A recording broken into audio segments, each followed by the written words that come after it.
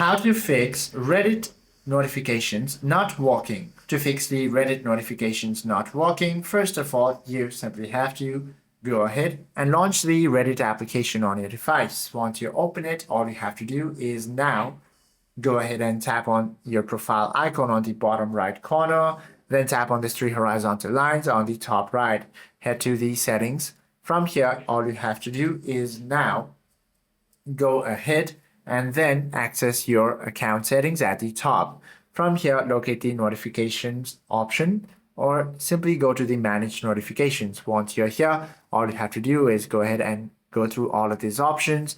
You will find the all on or inbox. You simply have to turn this feature on and also make sure to turn your system settings on by simply heading back to your app gallery. Locate the Reddit application icon, long press it, then tap this I option to access the application info panel. Head to the notifications, then make sure that this feature is also turned on. Now you simply have to wait out until you receive notifications of this video. Helps you out a lot. If you have any questions or queries, do comment down below.